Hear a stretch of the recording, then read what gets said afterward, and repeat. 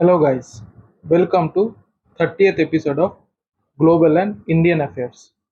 तो चलिए जल्दी से स्टार्ट करते हैं हमारा 30th एपिसोड, जो कि कवर करेगा 30th मई को होने वाले इवेंट्स, साथ में वो सारे इवेंट्स जो हम लोगों का पिछले कुछ दिनों में हुआ था, ठीक है, जो हम पहले कवर नहीं कर पाए हैं क्योंकि मई का मंथ ख़त्म होने को आया है। तो मैं चाहता हूँ कि मई में जितने भी इवेंट्स हुए हैं सबको एक ही साथ मई तक कवर कर दें, ठीक है। तो सबसे पहला इवेंट आज का क्या है? वर्ल्ड नो टोबैको डे, ठीक है। So world no tobacco day जो है वो ऑब्जर्व होगा कल के दिन, ठीक है, 31 मई को, ठीक है। न्यूज़ में आज आज आ गया था, आज मुझे मिल गया ये, तो मैंने इसलिए डाल दिया। So May 31st is celebrated as World No Tobacco Day to raise awareness about the hazardous health effects of tobacco and advocate for effective government policies to reduce tobacco use worldwide, ठीक है।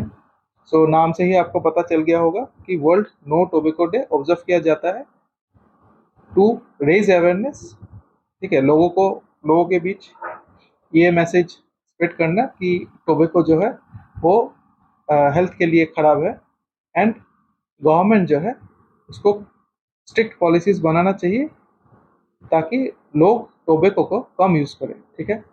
The World Health Organisation in 1987 adopted the resolution for the creation of Global Observance Day dedicated to the control of tobacco use.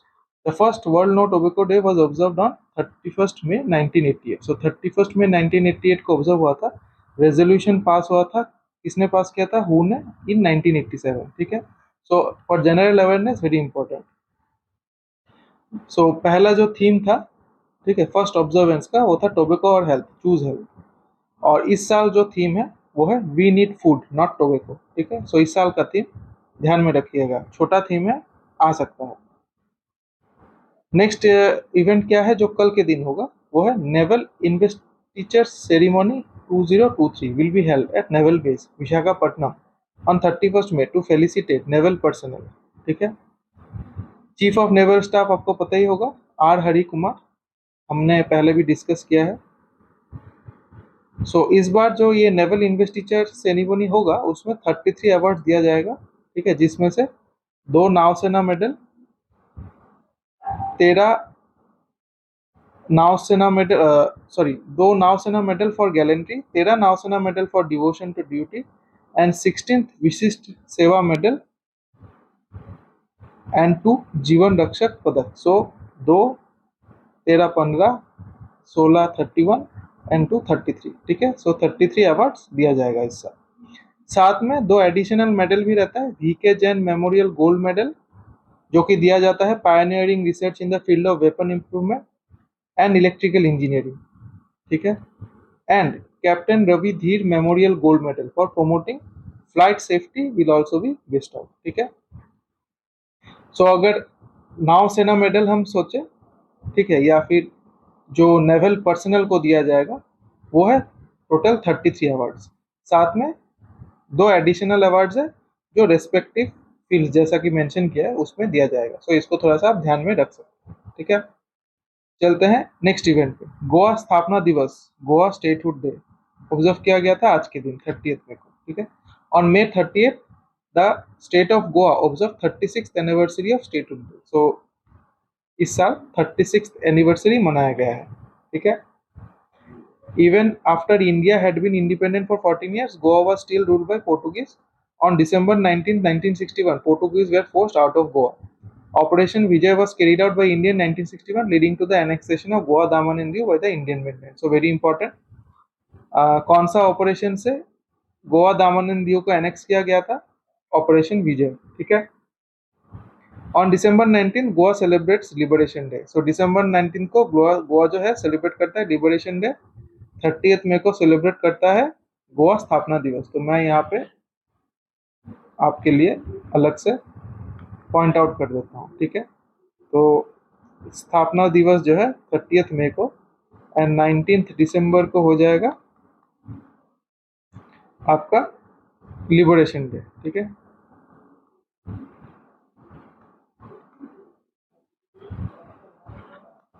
Of Goa, ठीक है।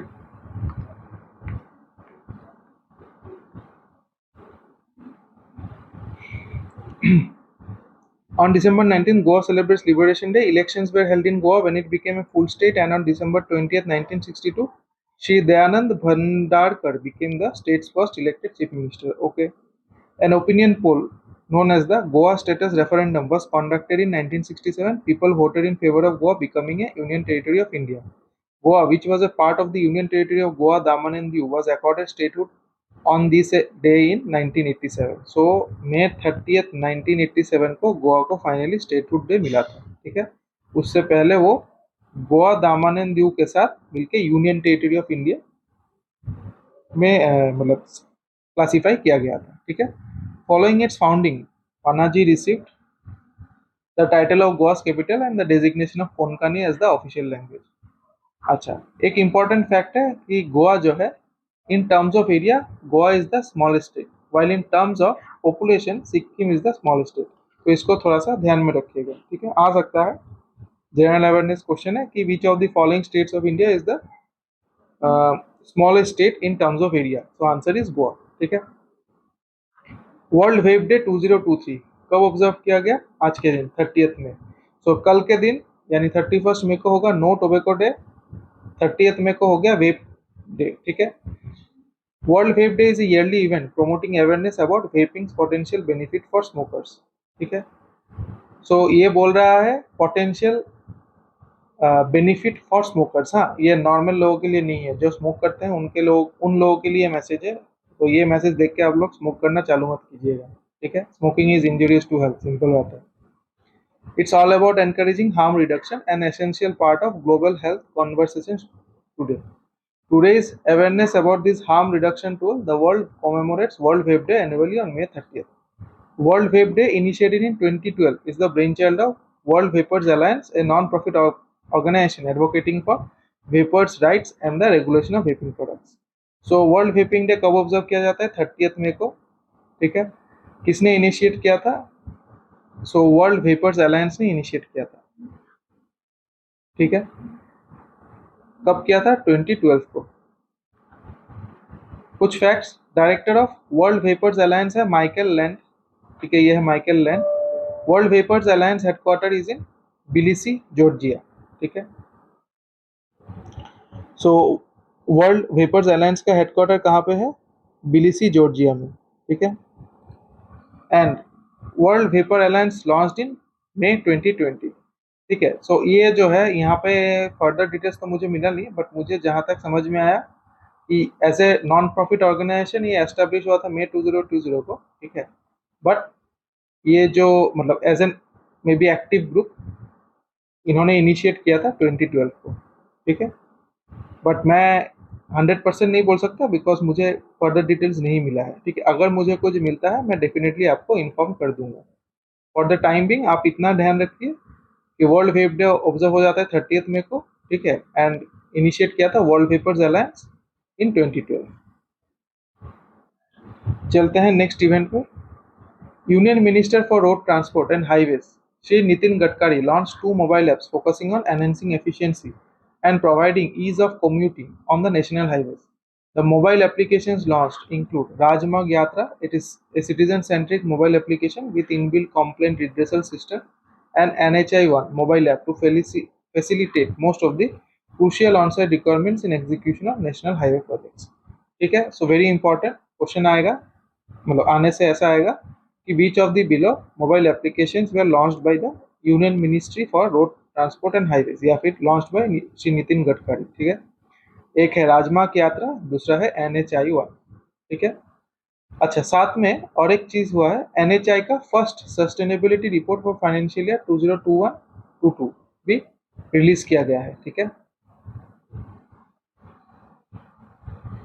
The report presents NHI's governance structure, nature of its operations, its stakeholders, environment, and social responsibility initiatives. The minister also launched a book on road development in India that captures history of building the national highway network in the country. ठीक है, सो यहाँ पे एक word miss हो गया है, so इसको लिख देते हैं।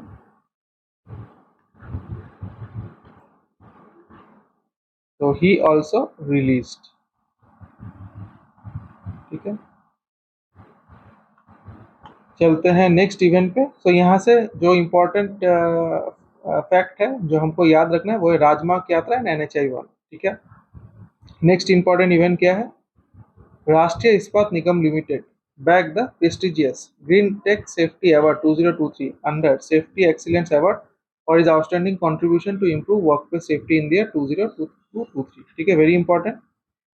21st Green Tech Safety Award 2023 organized by Green Tech Foundation recognizes and honors outstanding organizations that are taking responsibility for defining a commercial future by adding value through excellence in fire safety, security management for corporate citizenship, transparent accountability, life cycle stewardship, etc. etc. ठीक है, मैं पढ़ के time वो नहीं करना चाहता। सो ये पहला लाइन जो है ज़्यादा इंपॉर्टेंट है, याद रखिएगा। ग्रीन टेक सेफ्टी अवार्ड 2023 किसको मिल गया है, कौन सा ऑर्गेनाइजेशन को? RINL, ठीक है। चलते हैं नेक्स्ट इवेंट पे। A long March 2F rocket carrying a crew of Chinese astronauts in a Shenzhou 16 spaceship lifted off at the Jiuquan Satellite Launch Center in northwestern China. So Jiuquan Satellite Launch Center कहाँ पे है? China में है। कौन सा spaceship launch किया है China ने? शेंझो 16 on a long March 2F rocket, ठीक है। सो इम्पोर्टेंट इवेंट है, ध्यान में रख सकते हैं।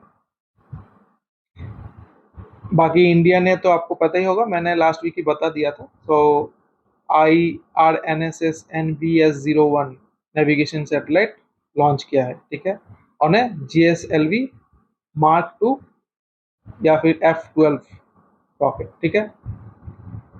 चलते हैं नेक्स्ट इवेंट पे। Ring side up close and personal on India and beyond,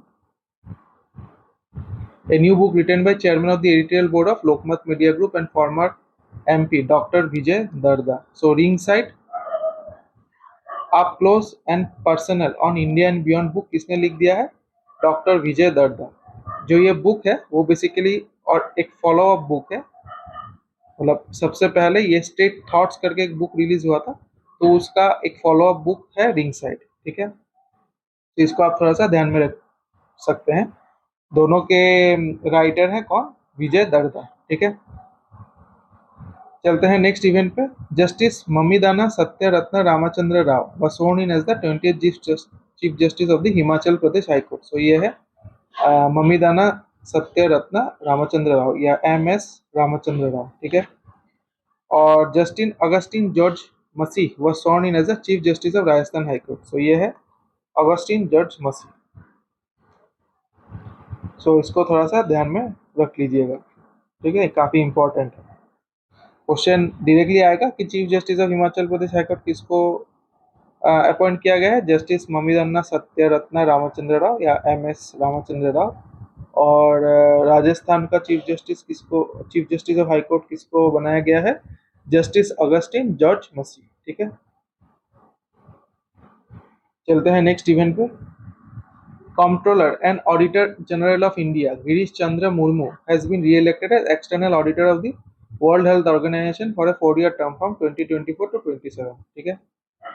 सो गिरीश चंद्र मुर्मू, ये है गिरीश चंद्र मुर्मू, ये controller and auditor general of India है, उनको वर्ल्ड हेल्थ ऑर्गेनाइजेशन का एक्सटर्नल ऑडिटर भी रीअपॉइंट किया गया है, ठीक है, 2024 से 2027 तक। रिसेंटली, मतलब रिसेंटली बोल रहा हूँ, सो लास्ट 29 से 2023, ठीक है, वो ऑलरेडी एक्सटर्नल ऑडिटर थे, तो उनको वापस से रीअपॉइंट किया गया है, ठीक है। क्वेश्चन काफी सिंपल होगा कि who among the following has been reappointed as the external auditor of the World Health Organization, ठीक है। So answer is Girish Chandra Murmu. And और एक क्वेश्चन आ सकता है जो जनरल अवेयरनेस क्वेश्चन होगा कि controller and auditor general of India कौन है? गिरीश चंद्र मुर्मू, ठीक है। चलते हैं नेक्स्ट इवेंट पे। The sovereign wealth fund institute, a source on institutional investors and global capital, has announced its Global Wealth Conference taking place in historic locations on May 31st and June 1st in London, ठीक है। सो London में global wealth conference हो जाएगा, ठीक है। बाकी ये जो सेकंड लाइन है थोड़ा सा पढ़ लीजिएगा, बस हमको ध्यान में रखना है कि ग्लोबल वेल्थ कॉन्फ्रेंस जो है लंदन में होगा, अभी के लिए उतना ही इंपॉर्टेंट है, ठीक है। बाकी ये इवेंट होने के बाद जो भी न्यूज़ आता है, अगर इम्पोर्टेंट होता है तो मैं डेफिनेटली डिस्कस कर लूँगा। चलते हैं नेक्स्ट इवेंट पे। Chennai Super Kings defeated Gujarat Titans to win their 5th IPL title. ठीक है, तो चेन्नई सुपर किंग्स ने जीत लिया है वापस आईपीएल। क्रिकेटर शुभम गिल को मिल गया है ऑरेंज कैप, मोहम्मद शाफी को मिल गया है पर्पल कैप। ठीक है, सो ये दो ज़्यादा इंपॉर्टेंट है। बाकी मैंने आईपीएल 2023 विनर लिस्ट डाल दिया है। ठीक है, so orange cap, purple cap, most valuable player of the season Shubham Gill, game changer of the season Shubham Gill, emerging player of the year Yashasvi Jaiswal. So ये इंपॉर्टेंट है, emerging player of the year. ठीक है, so इसको थोड़ा सा ध्यान में रखिएगा। Emerging player of the year किसको दिया गया है? यशस्वी जायसवाल को। ठीक है, catch of the season Rashid Khan को दिया गया है। Longest six of the season puff दू प्लेसिस। बाकी बाकी आप थोड़ा सा देख लीजिएगा। ठीक है, ये 1 2 3 4 5 6 ये ज़्यादा मेरे को इम्पोर्टेंट लग रहा है, तो इसको डेफिनेटली ध्यान में रखिएगा। चलते हैं नेक्स्ट इवेंट पे। Vigilance commissioner Praveen Kumar Srivastava was sworn in as the Central Vigilance Commissioner by President Draupadi Murmu. Former Intelligence Bureau Chief Arvinda Kumar is the lone Vigilance Commissioner. Commission is headed by CVC and can have a maximum of 2 Vigilance Commissioners. So basically CVC का post खाली था, तो प्रवीण कुमार श्रीवास्तव, ठीक है, सो ये प्रवीण कुमार श्रीवास्तव, इनको appoint कर लिया गया है सेंट्रल विजिलेंस कमिश्नर। सो अभी जो विजिलेंस कमिश्नर है वो पोस्ट अभी एक खाली हो गया है, और दूसरा जो पोस्ट है उसमें अरविंद कुमार जो है वो होल्ड कर रहे हैं। ठीक है, tenure of a CVC and the vigilance commissioner is of 4 years और till the incumbent attends the age of 65 years। So इसको आप थोड़ा सा ध्यान में रख सकते हैं कि 4 साल का टेन्योर होता है या फिर 65 years, whichever occurs earlier। ठीक है, तो क्वेश्चन काफी डायरेक्ट होगा। एक तो होगा कि सेंट्रल विजिलेंस कमिश्नर किसको अपॉइंट किया गया है, प्रवीण कुमार श्रीवास्तव, और दूसरा आ सकता है जीके बेस्ड क्वेश्चन कि सीवीसी का मतलब जो सेंट्रल विजिलेंस कमिश्नर होता है उनका टेन्योर कितने साल का होता है, 4 साल का, और till the age of 65 years। ठीक है, नेक्स्ट इवेंट पे चलते हैं। Somalia's government and federal member states announced that direct universal suffrage would be introduced with local elections set for June 2024। ठीक है, so direct universal suffrage would be introduced with local elections set for June 2024। The move follows a pledge by President Hassan Sheikh Mohamud। तो Hasan Sheikh Mohammad, ठीक है, Somalia के president है Hassan Sheikh Mohamud. In March, to end a complex indirect system in place since 1969, the reform aims to encourage the multi-party political system that is independent and corruption free। So ये direct universal suffrage क्या करेगा, basically एक multi party political system establish करेगा जो कि independent है and corruption free है। ठीक है, सो ये एस्टेब्लिश करने का रीजन ये है कि देखिए एक सेकेंड, यहाँ पे बेसिकली वहाँ पे क्या था कि टेररिस्ट का बहुत ही बुरा हाल, मतलब एक्सप्लॉयटेशन चल रहा था। ठीक है, तो ये रहा। सो एक बार थोड़ा सा रीड कर लेते हैं। ठीक है, पूरा कॉन्टेक्स्ट समझ में आ जाएगा। The country has not had one person one vote election nationwide since 1969 when the dictator Siad Barre seized power. Instead, clan affiliations have been the organizing principle of Somalia's politics, with influential roles such as speaker, prime minister and president divided among the main groups। ठीक है, so basically ये dictator सियाद bird जो है, तो वो ही उन्हीं के पास सारा ऑथोरिटी था, और ऐसे तो प्राइम मिनिस्टर प्रेसिडेंट ही अपॉइंट किया जाता था, बट वो भी डिवाइडेड थे। ठीक है, सो कौन किसको सपोर्ट कर रहा है नहीं कर रहा है, ठीक है, उस बेसिस पे डिवीजन था। हमारे इंडिया के जैसा नहीं था। तो जैसे इंडिपेंडेंट सिस्टम इसीलिए बोला जा रहा है कि multi party political system that is independent and corruption free. ठीक है, वन ऑफ द रीजन। दूसरा है कि चलिए दूसरा रीजन भी देख लेते हैं। State legislatures and clan delegates also pick lawmakers for the national parliament who in turn choose the president, but rivalries between the clans have resulted in decades of strife and political wrangling, which in recent years have been exploited by the Al-Shabaab militants line to Al-Qaeda। ठीक है, सो वहाँ पे clan politics था, सो clan system था। Although मतलब different clan से different ministerial positions या president को अपॉइंट किया जाता था, बट वो क्लैन में यूनिटी नहीं था। ठीक है, जिसका एडवांटेज लिया था ये अल शबाब मिलिटेंट्स ने। ठीक है, लाइन टू अलकायदा, तो अलकायदा के साथ लिंक भी था मिलिटेंट्स का। तो इस वजह से काफ़ी सिचुएशन ग्रिम था सोमालिया में, ठीक है। तो 25 मई को सोमालिया में इलेक्शन हुआ, ठीक है, बाय यूनिवर्सल सफरेज, ठीक है। सो बाय यूनिवर्सल सफरेज मतलब कोई करप्शन फ्री, या फिर लेट्स से ये जो डिक्टेटर्स थे या फिर ये टेररिस्ट थे, इनके इन्फ्लुएंस से बाहर, ठीक है। मोहम्मद इज सोमालिया's first president to win a second term after being in office from 2012 to 2017, ठीक है। सो ये इनका हसन शेख महमूद का सेकंड टर्म है, ठीक है। सेकंड टर्म के लिए इनको जितवाया गया है। The agreement also calls for the implementation of a single presidential ticket in which voters would choose a president and vice president, effectively quashing the prime minister post. So अभी ये जो direct universal suffrage है उसके basis में बोला जा रहा है कि सिर्फ प्रेसिडेंट और वाइस प्रेसिडेंट का पोस्ट ही रखा जाएगा, प्राइम मिनिस्टर का पोस्ट हटा दिया जाएगा, ठीक है। तो आपको ध्यान में क्या रखना है, सो एक क्वेश्चन बन जाता है यहाँ से कि डायरेक्ट यूनिवर्सल सफरेज बेसिस में कहाँ पे इलेक्शंस होने वाला है जून 2024, ठीक है। वो होगा सोमालिया में। और दूसरा क्या इंपॉर्टेंट स्टफ्स है, कैपिटल क्या है, मोगाडिशु, करेंसी क्या है, सोमाली शिलिंग, ठीक है। और ये है सोमालिया का फ्लैग। चलते हैं नेक्स्ट इवेंट पे। Iraq announced an ambitious plan to turn itself into a regional transportation hub by developing its road and rail infrastructure linking Europe with the Middle East.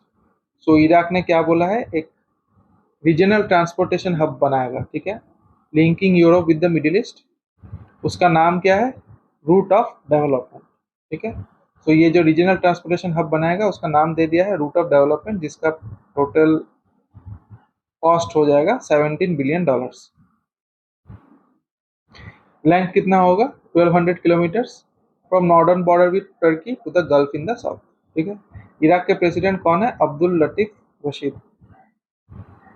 सो ये है अब्दुल लतीफ रशीद, ठीक है। सो यहाँ पे नाम गलत आ गया है, इसको करेक्ट कर लेते हैं, ठीक है। सो ये है अब्दुल लतीफ रशीद, ठीक है।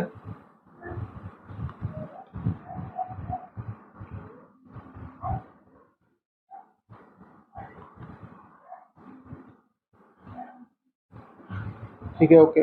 चलते हैं नेक्स्ट वाला क्या है, इराक के पीएम कौन है, इराक के पीएम है मोहम्मद शिया अल सुदानी, ठीक है, मोहम्मद शिया अल सुदानी।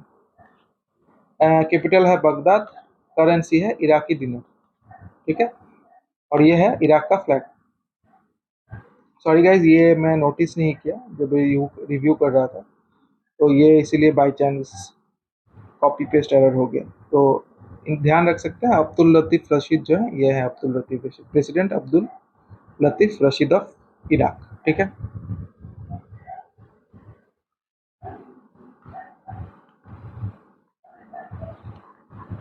तो इसको थोड़ा सा मैं काट देता हूँ,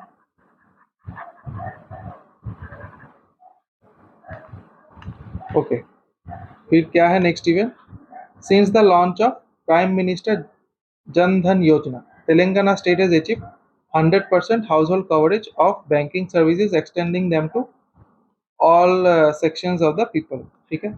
सो तेलंगाना स्टेट जो है उनको 100% हाउस होल्ड कवरेज हो गया है और बैंकिंग सर्विसेज, ठीक है, towards all sections of the people. So इसको ध्यान में रख सकते हैं, आ सकता है क्वेश्चन की विच of the following states achieved 100% household coverage of banking services, extending them to all sections of the people, Telangana, ठीक है।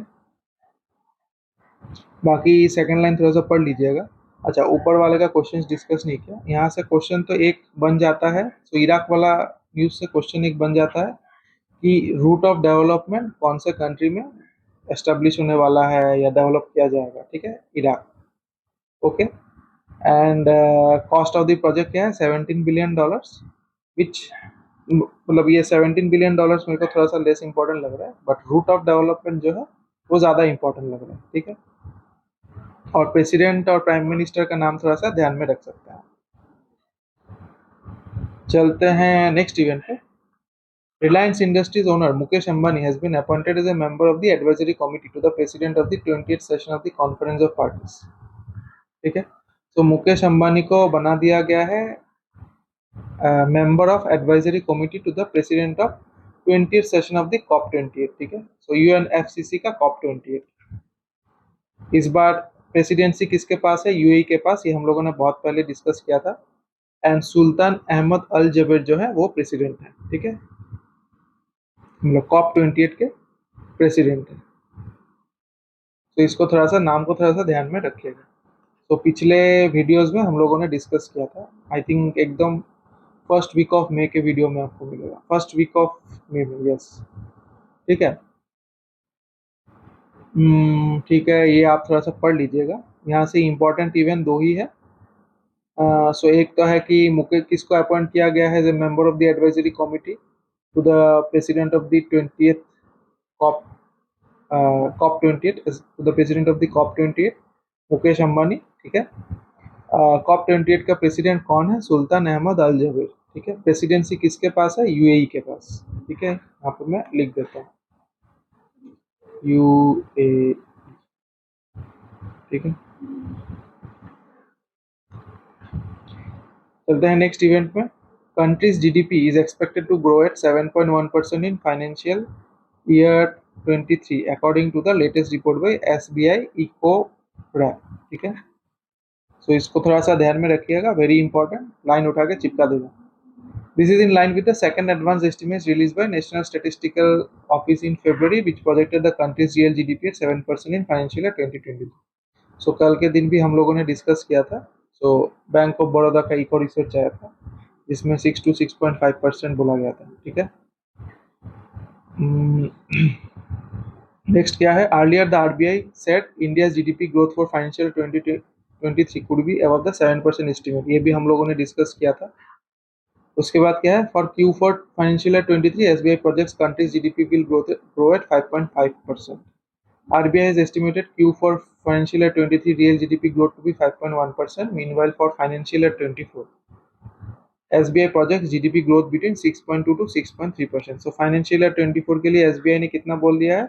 6.2 to 6.3%. और RBI ने कितना बोला है? 6.5% with Q1 at 7.6%. ठीक है, तो ये फिगर्स हम लोगों ने डिस्कस किया था. सो इसको थोड़ा सा ध्यान में रखिएगा, वेरी इंपॉर्टेंट.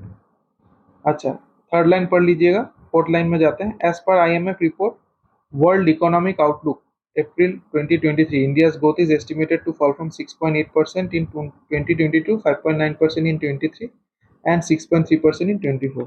So पिछले आई थिंक सैटरडे या फ्राइडे का कोई वीडियो होगा जिसमें हम लोगों ने बात किया था IMF के साथ, वर्ल्ड बैंक एंड UN. ठीक है, उसमें हम लोगों ने IMF के बारे में बात किया था 5.9% इन 2023 और एक अपडेट है 6.3% इन 2024. ठीक है, सो ये शायद तब हम लोगों ने डिस्कस नहीं किया था, तो इसको ध्यान में रखिएगा. ठीक है, मैं आपको एक सजेशन दूंगा.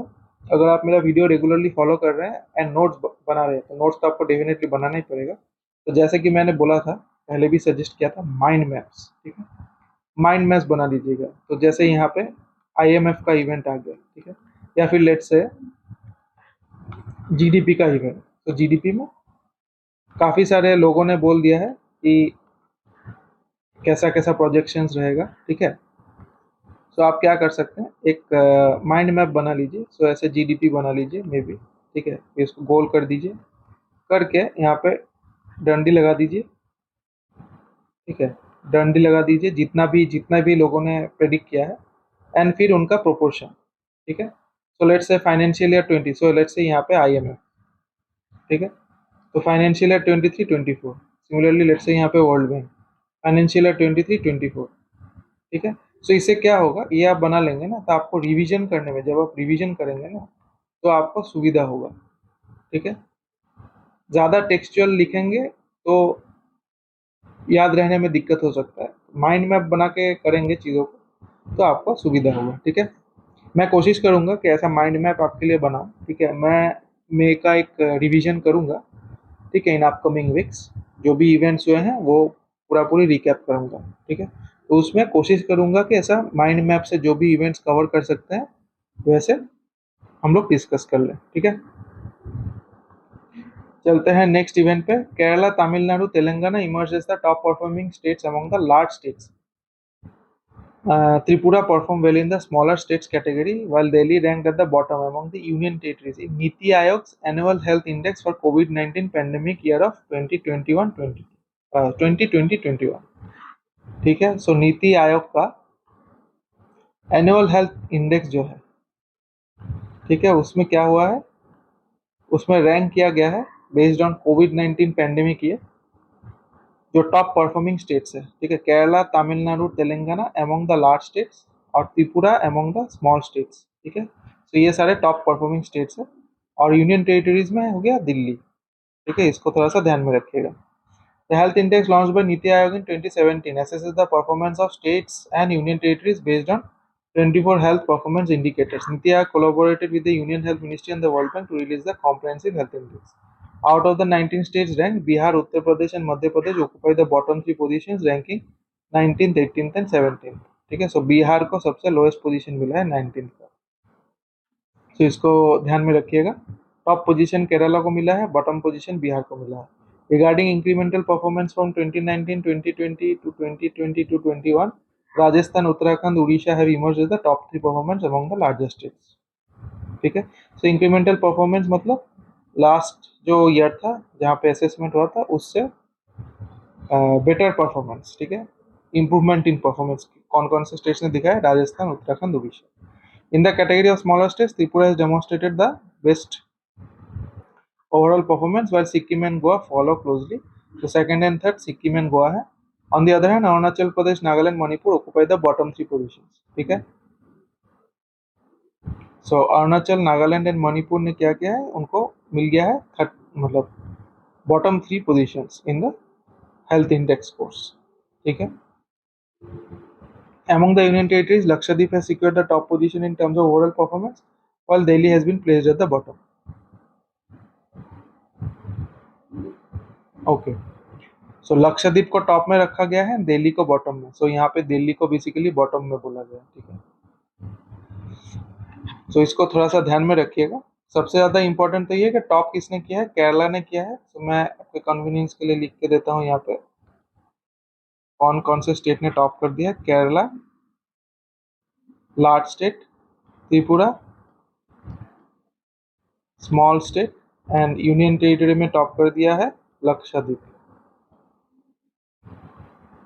ठीक है, यूनियन टेरिटरी, ठीक है। ये 3 डेफिनेटली याद रखिएगा। चलते हैं नेक्स्ट इवेंट पे। Indian Bank has been empanelled as a clearing and settlement bank. So Indian Bank को क्लियरिंग एंड सेटलमेंट घोषित कर दिया गया है बाय द ICCL, ठीक है। The public sector bank can now facilitate banking services to members of BSE for clearing and settlement operations, ठीक है। तो क्वेश्चन ऐसा आ सकता है कि recently which of the Indian banks have been given the permission to act as a clearing and settlement bank by the ICCL, ठीक है, विद बाय द ICCL और विद द ICCL, ठीक है। So answer is Indian bank. अच्छा, कुछ other facts. Indian bank के MD and CEO कौन है, शांतिलाल जैन। सो ये है शांतिलाल जैन। हेडक्वार्टर कहाँ पे इंडियन बैंक का, चेन्नई में। Founded on 15 August 1907। बैंक के फाउंडर कौन थे, SRM रामास्वामी चेट्टियार, ठीक है। ICCL के MD एंड CEO कौन है, देविका शाह। ये है देविका शाह। हेडक्वार्टर कहाँ पे, मुंबई में। ICCL इनकॉर्पोरेटेड ऑन 26 अप्रैल 2007। ये है ICCL का लोगो, ठीक है। चलते हैं नेक्स्ट इवेंट पे। Shri Ramcharitmanas registered as the world's longest song which is 138 hours 41 minutes and 2 seconds. तो ध्यान रखिएगा, वर्ल्ड्स लॉन्गेस्ट सॉन्ग मिला है, ठीक है। Guinness book of world record में इसका एंट्री हो गया है, प्लस इसको 2 कैटेगरी में रिकॉग्निशन मिला है, ठीक है। एक तो है longest officially release song and longest song in the world, ठीक है। Longest officially release song as well as longest song in the world, 2 category में इसका नाम एंटर हो चुका है। लेंथ कितना है, 138 आवर्स 41 मिनट्स 2 सेकेंड्स। तो ये 3 चीजों को ध्यान में रखिएगा, ठीक है। बाकी थोड़ा सा आप रीड कर लीजिएगा वीडियो को पॉज करके। नेक्स्ट इवेंट पे चलते हैं। Department of animal husbandry and fisheries Chandigarh got Skoch silver award for e governance for computerisation of medical records of livestock being treated, ठीक है। सो इसको थोड़ा सा ध्यान में रखिएगा। ये एक स्कॉक अवार्ड मिला है चंडीगढ़ को। दूसरा है Andhra Pradesh state rural development को मिल गया है Skoch silver award for implementation of the Amrit Sarovar programme, ठीक है। और एक अवार्ड मिला है Skoch award 2023 for tourism and culture मिल गया है बिहार को, ठीक है। इससे पहले भी हम लोगों ने स्कॉक अवार्ड का डिस्कशन किया था, ठीक है। जब मैं रिफ्रेशर करवाऊंगा या रिकैप करवाऊंगा तब उसमें सारा स्टेट्स का डिस्कस कर लेंगे, ठीक है। चलते हैं नेक्स्ट इवेंट पे। Patna becomes the first municipal corporation to use CBDC central bank digital currency in the country and launches digital currency UPI, ठीक है। इसको थोड़ा सा ध्यान में रखिएगा, वन लाइनर इवेंट है। चलते हैं नेक्स्ट इवेंट पे। Centre has cleared a prompt digital reporting and communication mechanism to plug defaults on loans of over rupees 50 crore. According to reports, the Indian government, while ending the paper-based communication system, has now put in place a digital mechanism under which Central Economic Intelligence Bureau will send a report digitally regarding borrowers to the PSU banks for a loan amount of 50 crore or higher pre-approval stage within 15 days of report.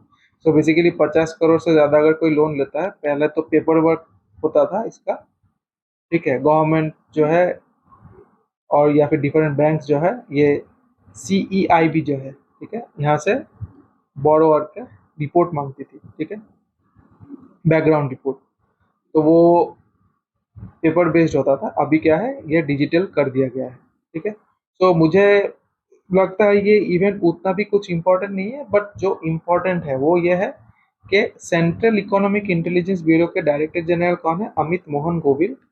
Headquarter कहाँ पे? New Delhi में। And formed on July 1985, ठीक है। सो अमित मोहन गोविल का मुझे photo नहीं मिला कहीं पे, तो मैं डाल नहीं पाया इसलिए, बट नाम आप डेफिनेटली याद रखिए।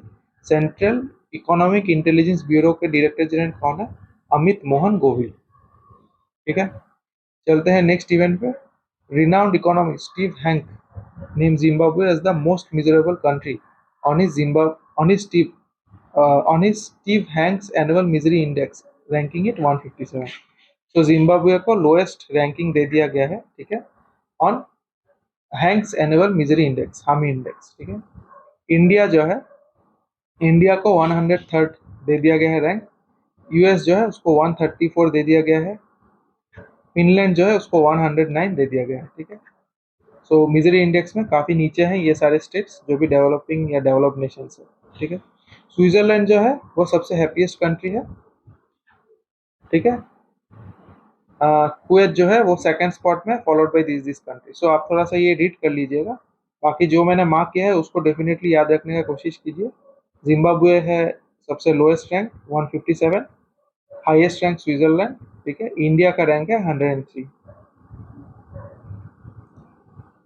चलते हैं नेक्स्ट इवेंट पे। President Draupadi Murmu inaugurated the nation's largest high court campus in terms of area at Dhurwa in Ranchi, the capital of Jharkhand. So सब इंडिया का सबसे लार्जेस्ट हाई कोर्ट कहाँ पे इनॉग्रेट हो गया है? Dhurwa in Ranchi, capital of Jharkhand, ठीक है। चलते हैं नेक्स्ट इवेंट पे। The joint child malnutrition estimates 2023 report was released by UNICEF WHO World Bank. Reveal the report reveals insufficient progress to reach 2025 World Health Assembly Global Nutrition Targets and SDG Target 2.2, ठीक है। सो आपको ध्यान में रखना है कि ये जो global malnutrition estimates, sorry joint child malnutrition estimates report किसने रिलीज कर दिया है? UNICEF WHO and world bank, ठीक है। तो इसको थोड़ा सा ध्यान में रखिएगा। बाकी जो भी पॉइंट्स है ना आप थोड़ा सा रीड कर लीजिएगा, मैं वीडियो का लेंथ बढ़ाना नहीं चाहता because exam point of view से सब कुछ इम्पोर्टेंट नहीं है, ठीक है। पहला लाइन ज़्यादा इम्पोर्टेंट है तो इसीलिए मैं पहला लाइन ही डिस्कस कर रहा हूँ। बाकी थोड़ा सा सारे पॉइंट्स थोड़ा सा रीड कर लीजिएगा। अगर आपको लगता है कि कुछ ज़्यादा इम्पोर्टेंट है यहाँ पे याद रखने का, मुझे नहीं लगता यहाँ पे उतना कुछ इम्पोर्टेंट है, बस आपको दिया है ताकि लेट से आप कोई अगर ऐसा कोई कंपटीशन में पार्ट ले रहे हैं जहाँ पे ऐसे राइटिंग एंड ऑल हो एंड कुछ ऐसा टॉपिक आ जाए तो आप वहाँ पे लिख पाए, ठीक है। इसीलिए मैंने पूरा डाल दिया है। बाकी रिपोर्ट का जो लिंक है वो भी मैं डाल दूंगा ताकि आप पूरा रिपोर्ट ही रीड कर पाए, ठीक है, क्योंकि ऐसा भी पॉइंट्स हो सकता है जो मैंने मिस कर दिया। The first event of the Maharashtra government Shasan Aplya Dari government at your doorstep initiative to give people the benefit of welfare scheme speedily at the tehsil level in Latur was held. Okay, so Maharashtra government का Shasan Aplyadari government at your doorstep initiative का first event हो गया था कहाँ पे, लातूर पे, ठीक है। Chhattisgarh chief minister Bhupesh Baghel launch the Hamar Sughar लाइका अभियान। सो हमार सुघर लाइका अभियान कहाँ पे लॉन्च हो गया है, छत्तीसगढ़ में, ठीक है। सो इसको थोड़ा सा ध्यान में रखिएगा। Honoris causa prestigious award by bestowed upon Sonu Sood by Apex University Jaipur. सो ऑनरिस कॉजा किसको मिल गया है, सोनू सूद को, ठीक है। बाकी थोड़ा सा आप रीड कर लीजिएगा। Sania Mirza won the inspiration of a generation award of at Femina Mama Beautiful Indians 2023। So very important. तो सानिया मिर्जा को ये अवार्ड मिल गया है, ठीक है, inspiration of a generation at Femina मामा ब्यूटीफुल इंडियंस। साथ में उनको रिसेंटली टेनिस एम्बेसडर और सोनी स्पोर्ट्स नेटवर्क भी अपॉइंट कर लिया गया है, प्लस वो फ्रेंच ओपन जो चल रहा है उसमें भी कमेंट करेंगी, ठीक है, एज ए कमेंटेटर रहेंगी, ठीक है। और एक चीज़ है, फ्रेंच ओपन को रोलांड गारोस के नाम से भी जाना जाता है, तो इसको थोड़ा सा ध्यान रखिएगा। तो तीन चीज़ डेफिनेटली याद रखना है। Inspiration of a generation award bye Sania Mirza, किसको मिल गया है, सानिया मिर्जा को। Tennis ambassador for Soni Sports network कौन है, सानिया मिर्जा, किसको अपॉइंट किया गया है, सानिया मिर्जा। फ्रेंच ओपन का दूसरा नाम क्या है, रोलांड गारोस, ठीक है। तो चलिए गाइस 30 मई का कुछ क्वेश्चन ट्राई कर लेते हैं, ठीक है। तो सबसे पहला क्वेश्चन क्या है, who among the following is the current controller and auditor general of India, Girish Chandra Murmu, ठीक है। गोवा स्थापना दिवस इज ऑब्जर्व्ड ऑन 30 मई, ठीक है। फिर उसके बाद क्या है, Goa was made a part of the Indian mainland in 1961 by driving out the Portuguese under which of the below operations? Operation Vijay. Which of the following is the smallest Indian state in terms of area covered? Goa, ठीक है। सिक्किम है smallest in terms of population. Central economic intelligence bureau headquarter is located in which of the following cities? CEIB जो है वो है आपका new Delhi में, ठीक है। Which of the following banks was recently empaneled as a clearing and settlement bank with the ICCL? Indian Bank. The Indian Clearing Corporation Limited headquarters is located in Mumbai. Which of the following mobile apps were recently launched by Union Minister for Road Transport and Highways Shri Nitin Gadkari? Rajmarg Yatra, NHAI 1, both A and B. World No Tobacco Day is observed on 31st June. How many medals will be given at the National Investiture Ceremony 2023 to felicitate the naval personnel who have demonstrated gallant acts, leadership, professional achievements, and distinguished service of a high order? 33. Which of the following organizations received the Green Tech Safety Award 2023 under Safety Excellence category for his outstanding contribution to improve workplace safety in the year 2022-23? RINL, ठीक है।